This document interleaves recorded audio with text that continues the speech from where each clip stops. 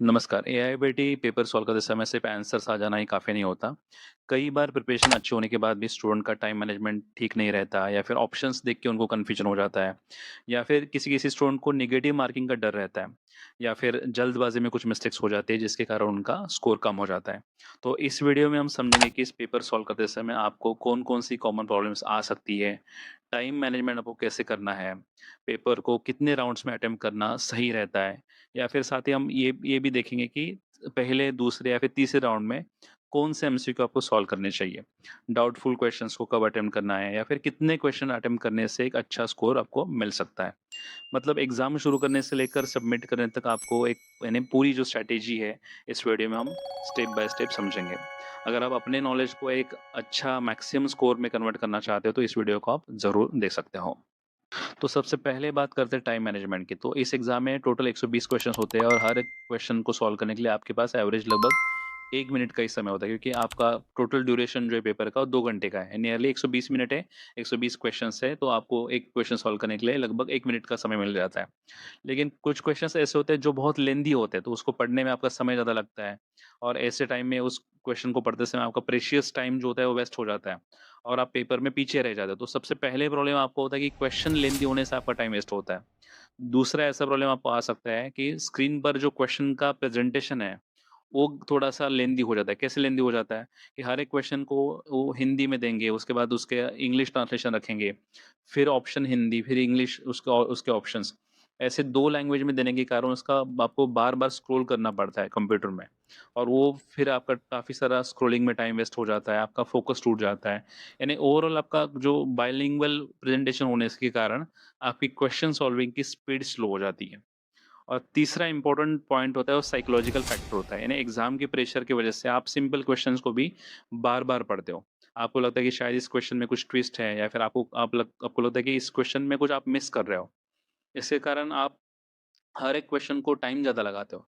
अगर आप वही क्वेश्चन या फिर वही टेस्ट समझो घर पे दोगे तो आप शायद तुरंत आंसर दे दोगे या फिर क्लास के टेस्ट में आप तुरंत आंसर दे दोगे। लेकिन वहाँ पे आप अननेसेसरी ओवरथिंकिंग करने लगते हो। इसके लिए भी आपका टाइम वेस्ट हो जाता है।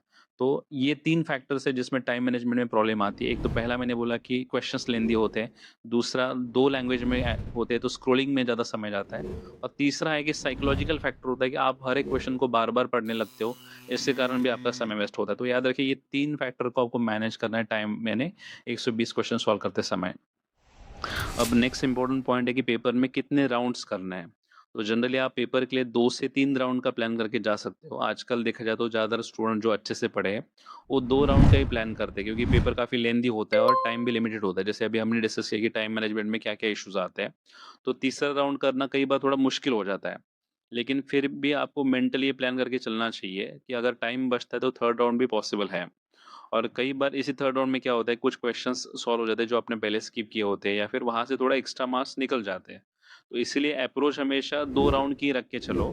अगर तीसरा राउंड हो गया तो समझो बोनस मान लो क्योंकि मोस्टली पेपर लेंदी होता है या फिर टाइम मैनेजमेंट में इश्यूज़ आ जाते हैं। जैसे मैंने अभी डिस्कस किए कि क्वेश्चंस लेंदी होते हैं या फिर इंग्लिश हिंदी वाला जो बाइलिंगुअल इश्यू है या फिर साइकोलॉजी का इश्यू है। इसके कारण क्या होता है कि 2 राउंड हो पाते हैं लेकिन तीसरा राउंड थोड़ा मुश्किल लगता है। समझो अगर हो गया तो उसे बोनस मान लो आप। अब नेक्स्ट पॉइंट है कि कौन से राउंड में कौन से एमसीक्यू सॉल्व करने हैं। जैसे अभी हमने डिस्कस किया कि 2 से 3 राउंड करने हैं, तो कौन से राउंड में कौन से एमसीक्यू सॉल्व करने हैं अभी। तो फर्स्ट राउंड में आप उन क्वेश्चंस को अटेम्प्ट कर लो जो सिंपल और वन लाइन में है, जिन्हें पढ़ते ही आपको आंसर याद आ रहा है या फिर जिनमें कोई कन्फ्यूजन ही नहीं है आंसर में। तो ऐसे क्वेश्चंस आप सॉल्व कर लो फर्स्ट राउंड में। और जो सम यानी ऐसे क्वेश्चन समझो आपका समय वेस्ट कर रहा है, यानी सिंपल है फिर भी लेंदी है, पढ़ने में समय लगा रहा है, तो उसे आप तुरंत सेकंड राउंड के लिए रखो। क्योंकि ऐसे करने से क्या होता है कि फर्स्ट राउंड का फ़ायदा ये है कि आप पेपर के पैटर्न के साथ या फिर एनवायरनमेंट के साथ एडजस्ट हो जाते हो। इससे आपका कॉन्फिडेंस बढ़ता है और सेकंड राउंड में समझो जो ऐसे जो क्वेश्चंस आपको लगते हैं आप भूल चुके हो मैटर, वो आपको याद आने लगता है सेकंड राउंड में क्योंकि आप पेपर के साथ थोड़ा एडजस्ट हो जाते हो। इसके कारण आपको सेकंड राउंड में बहुत सारी जो आपकी चीज़ें भूल चुकी है, वो याद आने लगती है। और सेकंड राउंड में फिर आपको कौन से एमसीक्यू सॉल्व करने चाहिए, जो पेयरिंग के क्वेश्चंस है, यानी या फिर एस्थेरिक रीजन के क्वेश्चंस है, सत्य-असत्य कथन वाले जो क्वेश्चंस होते हैं, जो लंबे-लंबे क्वेश्चंस हैं, या फिर वन लाइन के क्वेश्चंस भी है, लेकिन उसका आपको कोई क्लू नहीं लग रहा है, थोड़ा कठिन लग रहा है, उससे भी आप सेकंड राउंड में ही सॉल्व कर लो। तो इन शॉर्ट आपको क्या करना है, फर्स्ट राउंड में सब सिंपल-सिंपल सॉल्व कर लिया जिसका आपको आंसर आ रहा है और जिसमें आपको कोई कन्फ्यूजन नहीं है। और जो भी थोड़ा लंबा क्वेश्चन है, थोड़ा समझो पेयरिंग, असर्शन, रीज़न जैसे क्वेश्चन्स होते हैं या फिर जहाँ पे भी आपको थोड़ा सोचने का समय लग रहा है, वहाँ पे आपको सेकंड राउंड में उसमें उसे सॉल्व करना है। और समय बचा समझा आपके यानी मोस्टली सेकंड राउंड में पेपर खत्म हुआ तो अच्छा है क्योंकि टाइम मिलता नहीं। लेकिन अगर समझो समय बच रहा है तो थर्ड राउंड में आप प्लान कर सकते हो। उसमें आप वेरी यानी बहुत ज़्यादा डिफ़िकल्ट जो क्वेश्चन्स है और जो वेरी रेयर क्वेश्चन्स है, उससे आप अटेम्प्ट कर लो। तो इन शॉर्ट आपको सिंपल रूल याद रखना है कि पहले राउंड में ईज़ी-ईज़ी क्वेश्चन सभी, जिसमें कोई कन्फ्यूजन नहीं, जो आपके पूरे मार्क्स आपको मिल जाए। सेकंड राउंड में मॉडरेट क्वेश्चंस, मॉडरेट से लेकर थोड़ा डिफ़िकल्ट वाले क्वेश्चंस और थर्ड राउंड अगर हो पाया, तो वेरी डिफ़िकल्ट क्वेश्चन या फिर वेरी रेयर क्वेश्चन जो है वो थर्ड राउंड में आपको प्लान करने हैं। अब इसके बाद नेक्स्ट सवाल है कि नेगेटिव मार्किंग के सिस्टम में कितने क्वेश्चंस अटेम्प्ट करने चाहिए? जैसे हमने पहले देखा कि कितने राउंड करने चाहिए, हर एक राउंड में कौन से एमसीक्यू सॉल्व करने चाहिए। अभी तीसरा क्वेश्चन है कि कितने क्वेश्चंस अटेम्प्ट करने चाहिए? तो पहले मैं आपको एक नेगेटिव मार्किंग की थीम समझाता हूँ। नेगेटिव मार्किंग में याद रखें कि क्वेश्चंस ज़्यादा सॉल्व करने से, ज़्यादा अटेम्प्ट करने से फ़ायदा होता है। लेकिन ये सबके लिए नहीं है। तो लेकिन पहले जो एक मेन थीम होती है ना कि जो स्टूडेंट समझो अच्छे से पढ़े हैं, तो ये बात समझ लें कि नेगेटिव मार्किंग में अगर आप कम अटेम्प्ट करते हो तो आपको वहाँ पे ही नुकसान हो जाता है, ज़्यादा अटेम्प्ट करने से फ़ायदा होता है। ये पहली चीज़ आप समझ लो। इसके बाद फिर हम समझेंगे कि स्टूडेंट की ग्रेडेशन वाइज़ कि अलग-अलग प्रकार के जो स्टूडेंट्स होते हैं, उनको कैसे अटेम्प्ट रखना चाहिए और क्या करना चाहिए। लेकिन मेन थीम है कि ज़्यादा अटेम्प्ट करने से फ़ायदा होता है। तो स्टूडेंट को प्रिपरेशन वाइज़ कितने क्वेश्चंस अटेम्प्ट करने चाहिए, ये बोलने से पहले मैं आपको 2024 का एक एग्ज़ाम्पल बोलता हूँ। जो भव्या परमार यानी जो हमारे क्लास में था लड़का, उसका 3rd रैंक था ऑल इंडिया में। तो उसका अगर आप अटेम्प्ट देखोगे तो आपको एक पॉइंट समझेगा कि उसने 120 में से 105 क्वेश्चंस ही अटेम्प्ट किए थे। 105 क्वेश्चंस में से उसकी बस 7 गलतियाँ थी, यानी 7 गलतियाँ थी। मुझे एग्ज़ैक्टली नंबर याद आ रहा है तो मैं बोल रहा हूँ क्योंकि मैंने उसके साथ डिस्कस किया था कि कितने क्वेश्चन अटेम्प्ट किए, कितनी गलतियाँ हो चुकी थी ऐसे। तो एग्ज़ैक्ट मुझे नंबर वो याद है इसलिए मैं बोल रहा हूँ आपके साथ। तो 105 क्वेश्चन उसने अटेम्प्ट किए थे, उसमें 7 उसकी गलतियाँ थी। तो 98 कुछ उसके सही आ रहे थे क्वेश्चंस और उसमें से उसके मार्क्स कुछ 385 यानी 380 के ऊपर ही बन रहे थे, तो इसलिए उसका अच्छा रैंक आ गया। 385 स्कोर कुछ बन रहा था। तो उसके लिए उसकी रैंक 3 यानी 385 के कारण 3rd रैंक आ गई। तो इस केस में देखिए इसमें क्या किया है, इसने 120 के 120 अटेम्प्ट नहीं किया है, ना ही 110 के ऊपर है इसका अटेम्प्ट। 105 यानी अटेम्प्ट कम माना जाता है, लेकिन इसका फ़ायदा नहीं इसमें इस केस में ऐसा क्यों हुआ है? क्योंकि वो इसकी एक्यूरेसी ज़्यादा है। तो याद रखिए कि नेगेटिव मार्किंग में बस ज़्यादा क्वेश्चन अटेम्प्ट करने से फ़ायदा नहीं होगा। यानी जो लोग अच्छे से पढ़े उनके लिए ये मैसेज है कि खाली आप क्वेश्चन ज़्यादा अटेम्प्ट करोगे तो फ़ायदा नहीं है, उसमें आपकी एक्यूरेसी भी होनी चाहिए। समझो ऐसा है कि आपने 100 समझो 5 या फिर 107 तक अच्छे क्वेश्चन सॉल्व कर लिए और उसके बाद आपने ऐसे ही समझो पीयर प्रेशर होता है ना कि दूसरा कोई सॉल्व कर लेगा इसलिए आपने भी सॉल्व कर लिए और उसमें आपने बहुत ज़्यादा गलतियाँ कर ली, तो आपका क्वेश्चन है वो ज़्यादा गलतियाँ करने से आपका स्कोर पीछे भी आ सकता है। तो इसीलिए याद रखिए कि ज़्यादा सॉल्व करने से भी ज़्यादा और एक फैक्टर है जिसके कारण आपकी रैंक आती है कि वो एक्यूरेसी लेवल भी आपकी उतनी होनी चाहिए। तो ये भी पॉइंट आप याद रखिए कि नेगेटिव मार्किंग में हायर अटेम्प्ट और हायर एक्यूरेसी दोनों भी ज़रूरी होते हैं, तब जाके आपकी रैंक अच्छी बनती है। अब इसके बाद मैं कुछ नंबर आपको शेयर करूँगा कि अलग-अलग स्टूडेंट को उनकी तैयारी के अकॉर्डिंग कितने क्वेश्चन सॉल्व करने चाहिए। लेकिन इसमें एक कंडीशन ऐसी है कि ये तभी वर्क होगा, जब पेपर की लेवल मीडियम होगी। पेपर समझो अगर बहुत डिफ़िकल्ट होगा तो ये जो संख्या मैं अभी बोलूँगा वो आप कम कर सकते हो या फिर कम करनी चाहिए। या फिर समझो पेपर बहुत सिंपल होगा तो इसे आप बढ़ा भी सकते हो। लेकिन ओवरऑल अगर आप देखोगे तो पेपर मीडियम होने के चांसेस बहुत ज़्यादा होते हैं, पेपर सिंपल होने के चांसेस कम होते हैं या फिर पेपर बहुत डिफ़िकल्ट होने के चांसेस भी कम ही होते हैं। कुछ साल इसके लिए अपवाद होते हैं, जैसे 2022 का पेपर बहुत कठिन लग रहा था स्टूडेंट को या फिर 2025 का भी स्टूडेंट को कठिन ही लग रहा था पेपर। तो ऐसे कभी-कभी 1-2 साल ऐसे जाते हैं कि जहाँ पे पेपर का जो रिप्लाई होता है स्टूडेंट का बहुत कठिन लगता है उनको और यानी रिव्यू जो होता है पेपर का कठिन होता है। और कभी-कभी ऐसे होता है कि most of the time paper medium level का ही होता है, तो इसलिए ये नंबर आप याद रख के चल सकते हो जो अभी मैं आपके साथ शेयर करूँगा। तो एक 3-4 कैटेगरी में आपके साथ डिस्कस करता हूँ। तो पहली कैटेगरी जो बहुत अच्छे से पढ़ चुके हैं बच्चे, उनको पता रहता है कि वो कोचिंग में काफ़ी सारा अच्छा परफ़ॉर्म कर रहा है। पहले 25 में है उस कोचिंग में और जो यानी पेपर भी मीडियम लेवल का है और उनको पेपर में काफ़ी सारे क्वेश्चन्स आ भी रहे हैं। तो उनको उनका जो अटेम्प्ट है 115 के ऊपर रखना चाहिए क्योंकि वो हेल्दी अटेम्प्ट माना जाता है। 115 के ऊपर आप रखोगे तो आप कॉम्पिटिशन में कुछ टिके रहोगे, अदरवाइज़ फिर कम अटेम्प्ट होगा तो आप कॉम्पिटिशन से बाहर हो जाओगे। तो ये नंबर आप याद रख सकते हो कि 115 के ऊपर आप रख सकते हो अटेम्प्ट अगर आप अच्छे तरह से पढ़ चुके हो। फिर ऐसा एक लेयर होता है जो पहले 25 में नहीं है समझो टॉप लेवल पे नहीं एकदम लेकिन फिर भी कोई खराब उनका इन्हें परफॉर्मेंस नहीं होता। समझो 25 से लेकर 100 के बीच में कोचिंग में उनका जनरली परफॉर्मेंस रहा है। तो ऐसे भी स्टूडेंट को 110 के ऊपर अटेम्प्ट में रख सकते हो, वो भी कोई खराब वाले प्रिपरेशन नहीं होते स्टूडेंट। वो भी अपना अटेम्प्ट हेल्दी रख सकते हैं, 110 के ऊपर रख सकते हैं। फिर एक समझो 100 की रैंक अगर हटा दी है कोचिंग में जहाँ पे प्रिपेयर करते हो, पहले 100 में आप नहीं हो और उसके निचले वाले लेयर पे हो कि समझो 100 से लेकर ऑलमोस्ट 300 के बीच में है, तो आप 100 के ऊपर आपका अटेम्प्ट रख सकते हो। यानी ऑन एन एवरेज में बोल रहा हूँ, ऐसा नहीं कि सबको ये पॉसिबल होगा। आप पेपर का देखो कि पेपर कितने लेवल का आपको पॉसिबल वहाँ पे हो रहा है, कैसे लग रहा है पेपर, उसके हिसाब से है। लेकिन फिर भी एक नंबर आपको बोलना होगा तो समझो आपकी कोचिंग में आपका जो रैंक है, वो 100 से आगे है और 300 के नज़दीक है ऐसा, तो अब तो भी आप 100 के ऊपर आप अटेम्प्ट रख सकते हो।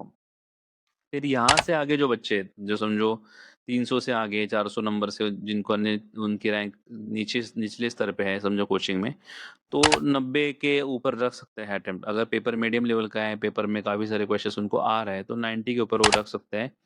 और जिनकी तैयारी समझो बिलो एवरेज है, यानी थोड़ा-सा एकदम ही बहुत लेट स्टार्ट किए, ज़्यादा कुछ पढ़े नहीं है, तो 70 के ऊपर रख लो आप अटेम्प्ट। और इसके भी नीचे एक स्तर आता है, वो होता है वीक बच्चे, यानी जो समझो बहुत ही कम पढ़ चुके हैं, जो बस एलिजिबल होने के लिए पढ़ रहे हैं। तो उनके लिए एक अलग ही रूल होता है कि वो बस क्वेश्चन जितना उनको आता है उतना सॉल्व कर ले और उसके आगे बस एक 10 या फिर 20 क्वेश्चन की मैक्सिमम रिस्क ले, फिर उसके बाद रुक जाए। बिकॉज़ अगर समझो कोई स्टूडेंट बहुत वीक है और वो ज़्यादा अटेम्प्ट करने जाएगा तो उसका रैंक यानी पीछे आ जाता है बिकॉज़ उसमें काफ़ी सारी गलतियाँ हो जाती हैं। वो अटेम्प्ट ज़्यादा करता है तो उसमें गलतियाँ भी ज़्यादा हो जाती हैं। तो इसलिए अगर तुमने बहुत वीक आप पढ़ चुके हो यानी आपकी तैयारी है और बस आप एलिजिबल होने के लिए पढ़ रहे हो, तो फिर आपको ज़्यादा अटेम्प्ट नहीं करना चाहिए। आपको बस समझो जितना आपको आ रहा है वहाँ से एक 10-15 क्वेश्चन की आप रिस्क ले लो और उसके बाद आप रुक जाओ। तो ये 4-5 कैटेगरी आप एक इस ऑडियो या फिर वीडियो को बार-बार सुन लो तो आप समझ जाओगे कि किस कैटेगरी में आप आते हो और उसके अकॉर्डिंग आपको तैयारी रखनी चाहिए आपकी क्वेश्चन्स अटेम्प्ट की। अब इसके बाद एक नेक्स्ट इम्पोर्टेंट बात मैं आपके साथ शेयर करता हूँ, वो है टेक्निकल ग्लिचेस। आप बहुत सारा पढ़ चुके हैं, एग्ज़ाम कैसे देना है आपको सब पता है, लेकिन जो एक्सटर्नल एक फैक्टर है, जो आपके कंट्रोल में नहीं है, वो है टेक्निकल ग्लिच। और ऑनलाइन एग्ज़ाम के दौरान कई बार ऐसा होता है कि समझो स्क्रीन आपकी जो है कंप्यूटर की वो फ्रीज़ हो जाती है, आगे जाती नहीं, वहीं पे रुकती है। या फिर कभी-कभी नेक्स्ट आप करते हो तो समझो 2-3 क्वेश्चन को स्किप कर देता है और तीसरा-चौथा क्वेश्चन आपके सामने आ जाता है। या फिर स्क्रीन पर अचानक स्क्रीन व्हाइट हो जाता है, कुछ भी दिखता नहीं है। या फिर यानी अलग ही लेवल के टेक्निकल प्रॉब्लम हो जाते हैं। यानी पूरे समझो टेक्निकल जो लैब है कंप्यूटर है, वही समझो उसी में कुछ प्रॉब्लम आ गई। या फिर शुरू के टाइम पे जहाँ पे समझो ऑनलाइन एकदम शुरू हुआ था 2017 में, उस टाइम पे ऐसे था कि 20 स्टूडेंट है किसी सेंटर पे तो वहाँ पे 10 ही कंप्यूटर है। तो ऐसे भी कुछ प्रॉब्लम्स आए थे, मैनेजमेंट के इश्यू थे यानी। तो ऐसे भी एक्सटर्नल काफ़ी सारी चीज़ें आपके साथ होती है। तो ऐसे कंडीशन में आपको क्या करना चाहिए? तो अगर आपके साथ ऐसा कुछ हो, तो सबसे पहले पैनिक मत कीजिए और तुरंत जो इन्विजिलेटर होते हैं वहाँ पे, उनको इन्फॉर्म करना। मेन काम होता है कि आपको वो जो भी वहाँ पे समझो सुपरविज़न के लिए लोग होते हैं या फिर इन्विजिलेटर जो होते हैं, उनको इन्फॉर्म करना। अपने माइंड को शांत रखिए, ताकि आपका जो इन्हें इस चीज़ों का असर आपके पेपर पे ना हो। और साथ में आपको ये कन्फर्म करना है कि टेक्निकल प्रॉब्लम में जो आपका समय गया है, वो आपको वापस मिल रहा है कि नहीं मिल रहा है। जो 2 घंटे का पेपर का समय जो है, वो आपको पूरा मिलना चाहिए क्योंकि क्या होता है आप क्लास में समझो क्लासेस के ऐप पे पेपर देते हो, वो most of the time smoothly चलते हैं। लेकिन फाइनल एग्ज़ाम में ऐसा नहीं, कभी-कभी किसी-किसी सेंटर में ऐसा होता है कि टेक्निकल ग्लिचेस आ जाते हैं और उसमें आपको काफ़ी सारा आप पैनिक करने लगते हो, तो वहाँ पे आपको आपका माइंड शांत रखना है और मेन है कि आपको 2 घंटे का जो समय आपको मिला है, वो आपको पूरा मिलना चाहिए, इतना ही आपको देखना है। ऐसे करोगे तो आप उस सिचुएशन से बाहर आ सकते हो। इसके बाद एक प्रॉब्लम आपके साथ ये भी हो सकता है कि आपके पेपर की शुरुआत समझो कुछ टफ क्वेश्चन से भी हो सकती है। 5-10 क्वेश्चन समझो ऐसे भी निकल सकते हैं कि जो बहुत कठिन है, आपको बिल्कुल नहीं आ रहा है। तो ऐसे समझो शुरुआत के 5-10 क्वेश्चन अगर कठिन है, तो ऐसा मत सोचना कि पूरा पेपर ही कठिन है। तो ऐसे टाइम पे सबसे इम्पोर्टेंट आपको क्या काम करना है कि आपको कॉन्फिडेंस मेंटेन रखना है और थोड़ा संयम रखना है क्योंकि आगे जाके कुछ आपको ऐसे भी क्वेश्चंस मिल जाएँगे जो आपके रेंज के हैं या फिर आप उस टॉपिक के हैं, जो टॉपिक आपने अच्छे से पढ़े हैं। तो शुरुआत के समझो 5-10 क्वेश्चन समझो कठिन भी हो गए, तो ऐसा बिल्कुल मत सोचना कि पूरा पेपर ही कठिन है। तो आगे सही क्वेश्चन का इंतज़ार कर लेना और जो समझो आगे जाके अच्छे क्वेश्चन्स हैं, सिंपल क्वेश्चन्स हैं या फिर आपके रेंज के क्वेश्चन्स हैं, वहाँ पे अच्छे से सॉल्व कर लेना। तो ये भी एक प्रॉब्लम हो सकती है, याद रखिए कि कभी-कभी ऐसे होता है कि आपकी शुरुआत के 5-10 क्वेश्चन, 10-15 क्वेश्चन ऐसे निकले कि जो बहुत कठिन है, तो उसका असर आपके कॉन्फिडेंस के ऊपर या फिर बाकी पेपर के ऊपर बिल्कुल भी मत करना। इसके बाद हम और एक टॉपिक की चर्चा करेंगे कि कौन से क्वेश्चंस में आपको रिस्क लेनी चाहिए या फिर गेस वर्क करना चाहिए। तो ये मैं आपको उदाहरण देके समझाता हूँ। तो उदाहरण से आप काफ़ी ईज़िली समझ पाओगे। तो देखिए आपके सामने क्वेश्चन आएगा जो 2022 का एआईबीटी का क्वेश्चन जिसमें 2 स्टेटमेंट पूछे हैं। दोनों भी स्टेटमेंट टाइप 2 डायबिटिज़ मेलाइटिस के रिलेटेड है, जो अनकंट्रोल्ड टाइप 2 डायबिटिज़ है। उसमें पहला स्टेटमेंट ऐसा है कि statement 1 a test for the occult blood is advise in uncontrolled type 2 diabetes patient यानी ऑकल ब्लड जो होता है, जो हिडन जो खून जाता है स्टूल के द्वारा ऐसे, तो ये टाइप 2 डायबिटिज़ पेशेंट में एडवाइस करना चाहिए अनकंट्रोल्ड टाइप 2 डायबिटिज़ का पेशेंट हो तो। ये पहला स्टेटमेंट है। और दूसरा स्टेटमेंट क्या कहता है कि serum creatinine examination is advised in uncontrolled type 2 diabetes patient to check the glomerular function. दूसरा स्टेटमेंट ऐसा है कि सीरम क्रिएटिनिन जो है, ये टाइप 2 डायबिटिज़ के पेशेंट में एडवाइस करना चाहिए, अगर अनकंट्रोल्ड टाइप 2 डायबिटिज़ पेशेंट है तो। तो इन्होंने 2 स्टेटमेंट दिए हैं, दोनों भी डायबिटिज़ के रिलेटेड है, जो आपके सामने अचानक स्क्रीन पे आ चुके हैं, ठीक है? और अभी आप इमेजिन कर लो कि आप पेपर हॉल में हो, ये क्वेश्चन आपके सामने आया है और आपको इसमें गेस वर्क करना है। बस यानी अंदाज़ा लगा के इसे सॉल्व करना है कि नहीं करना है, ये डिसाइड करना है। तो 2 स्टेटमेंट आपके सामने आ चुके हैं और आपके पास डायबिटिज़ की एक बेसिक नॉलेज होती है। आपने यूजी में, कहीं इंटर्नशिप में कुछ ना कुछ डायबिटिज़ के पेशेंट देखे रहते हैं। तो इसमें क्या होता है यानी कभी-कभी थोड़ा डायबिटिज़ के बारे में थोड़ा हल्का-सा कुछ पढ़ा रहता है, ऐसे पकड़ लो। तो इसमें उन्होंने पहले क्या कहा है कि ऑकल ब्लड एडवाइस किया जाता है डायबिटिज़ में। तो आपने कभी देखा है क्या कि ऑकल ब्लड जो होता है यानी जो हिडन जो स्टूल के द्वारा खून जाता है, ऐसे डायबिटिज़ के पेशेंट में कभी एडवाइस किया जाता है क्या? तो मोस्टली ऐसे नहीं किया जाता।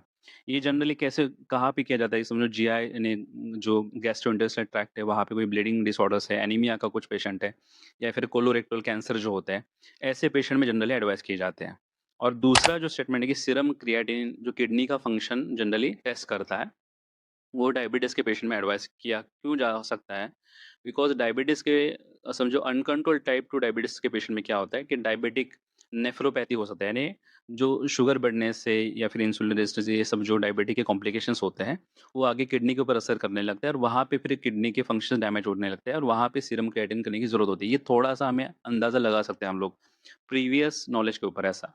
तो ऐसे क्वेश्चंस में आप रिस्क ले लो जहाँ पे आपको कुछ ना कुछ आपने पढ़ा रहता है, कुछ ना कुछ आपके पास नॉलेज है प्रीवियस उस रिलेटेड और लॉजिक लगा के आप थोड़ा-सा रिस्क ले सकते हो कि आपको इस दोनों स्टेटमेंट को पढ़ना है, 1 मिनट में पढ़ना है, 1 मिनट से समझो 2 मिनट, 3 मिनट मैक्सिमम आप दे सकते हो। उससे ज़्यादा एक क्वेश्चन के ऊपर आप दोगे तो फिर ज़्यादा पेपर के ऊपर बाकी असर हो जाएगा। तो यहाँ पे आपको दोनों स्टेटमेंट पढ़ने हैं, प्रीवियस नॉलेज को टेस्ट करना है, आपको लगता है कि ऐसे पे थोड़ा रिस्क ले सकते हो, इन क्वेश्चंस में आप रिस्क ले लो। जहाँ पे समझो एक फैक्चुअल इन्फॉर्मेशन पूछी है कि कोई साल पूछा है या फिर कोई समझो एक ऐसे नंबर पूछा है या फिर किसी व्यक्ति के बारे में या फिर किसी आयुर्वेद की कुछ एक फैक्चुअल इन्फॉर्मेशन के बारे में पूछा है, जहाँ पे आपकी कोई नॉलेज ही नहीं है, आपने कुछ पढ़ा ही नहीं है। वहाँ पे रिस्क लेके कुछ फ़ायदा नहीं। तो यहाँ पे ऐसे क्वेश्चन जो है, जो आपको थोड़ा-सा प्रीवियस नॉलेज है या फिर प्रीवियस समझो कुछ पढ़ा है, वहाँ पे आप टेस्ट करके दे सकते हो, वहाँ पे आप रिस्क ले लो। बाकी जगह पे रिस्क लेके फ़ायदा नहीं होता, कभी-कभी नुकसान ज़्यादा हो जाता है। इसीलिए आपको ऐसे क्वेश्चंस में गेस वर्क या फिर समझो थोड़ा-सा रिस्क लेना चाहिए। इसके बाद एक बेसिक पॉइंट हम डिस्कस करते हैं कि एग्ज़ाम हॉल में रफ वर्क करने के लिए पेपर मिलता है क्या? जो जनरली शायद बहुत सारे स्टूडेंट के मन में होता है। तो रफ वर्क करने के लिए यानी समझो आप कोई ट्रिक लिखोगे, उसे डिकोड करोगे, ये सब करने के लिए पेपर मिलता है क्या? तो मिलता है पेपर, उसके ऊपर आपका नाम लिखना होता है, रोल नंबर लिखना होता है और वो पेपर वहीं पे सबमिट करना होता है और समझो आपका एक पेपर अगर खत्म हो गया, तो दूसरा भी आपको मिल सकता है, तो पेपर की चिंता करने की ज़रूरत नहीं। तो याद रखिए रफ वर्क करने के लिए वहाँ पे पेपर मिलते हैं और वो वहीं पे सबमिट करने होते हैं बाद में एग्ज़ाम खत्म होने के बाद। और एक लास्ट पॉइंट कि एग्ज़ाम हॉल से पहले नहीं, एग्ज़ाम में जाने से पहले आपको क्या-क्या चीज़ें लेके जानी होती है, वो भी इस वीडियो में कवर करता हूँ ताकि वो भी टेंशन ना रहे आपको। ये एडमिट कार्ड आपको लेके जाना होता है जो बाद में आपका जनरेट हो जाएगा। देन आईडी प्रूफ समझो आधार कार्ड हो, वोटिंग कार्ड हो, पैन कार्ड हो या फिर कुछ मैरिज सर्टिफ़िकेट हो जो अगर आपका नाम बदला होगा अगर यानी शादी के बाद ऐसा। देन एक्स्ट्रा फ़ोटोज़ आपके कुछ लेके जाओ आप, बॉल पेन लेके जाओ और वाटर बॉटल लेके जाओ। तो ये 4-5 चीज़ें हैं जो आपको एग्ज़ाम हॉल में लेके जानी होती है। मैं फिर से रिपीट करता हूँ admit card, ID proof, extra photos, ball pen और वाटर बॉटल ऐसे। तो ये 4-5 चीज़ें याद रखिए। तो यहाँ पे हम इस वीडियो को ख़त्म करते हैं। तो ये जितनी भी चीज़ें मैंने बोली ये सब आपके साथ एग्ज़ाम में हो सकता है। तो एक बार इस वीडियो का पूरा यानी केयरफुली देखो कि कैसे क्या-क्या आपकी प्रॉब्लम्स आ सकती है इस वीडियो में आप मैंने सब कवर कर लिया है। और इसके बाद में आपकी कोई डाउट रहेगा तो इस वीडियो के नीचे आप कमेंट में लिखो, उसके ऊपर भी हम रिप्लाई कर देंगे।